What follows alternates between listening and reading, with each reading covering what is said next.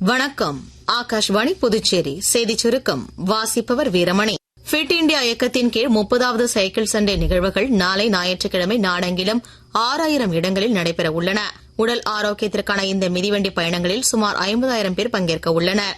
வர்த்தக ஒப்பந்தங்களை பொறுத்தவரை இந்தியா தனது சொந்த நலன்களை ஒருபோதும் விட்டுத்தராது என்று மத்திய வர்த்தகம் மற்றும் தொழில்துறை அமைச்சர் திரு பியூஷ் கோயல் தெரிவித்துள்ளார். அமெரிக்காவுடனான வர்த்தக ஒப்பந்தம் குறித்து புதுடெல்லியில் நேற்று செய்தியாளர்களிடம் பேசுகையில் அவர் இவ்வாறு கூறினார். கிராமப்புற தூய்மை இயக்கத்தை வலுப்படுத்துவதற்கான தூய்மை கணக்கெடுப்பு இயக்கத்தின் கீழ் ஸ்வச் சர்வேஷன் கிராமின் செல்போன் செயலி மூலமாக ஆக்கப்பூர்வமான கருத்துக்களை பல்வேறு தரப்பினரும் தெரிவிக்குமாறு மத்திய நீர்வளத்துறை அமைச்சகம் கேட்டுக் கொண்டுள்ளது.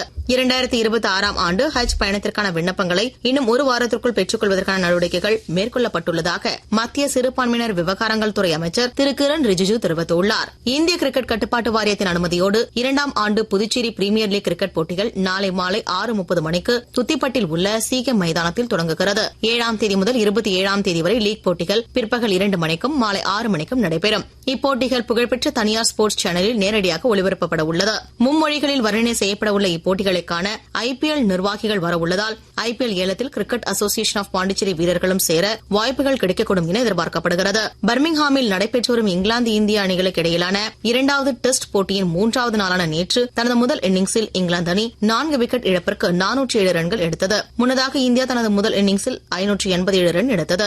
நேற்றைய ஆட்ட நேர முடிவில் இந்தியா தனது 2வது இன்னிங்ஸில் 1 விக்கெட் இழப்பிற்கு 64 ரன்கள் எடுத்திருந்தது. இத்துடன் இந்த செய்திச் சுருக்கம் நிறைவு பெறுகிறது.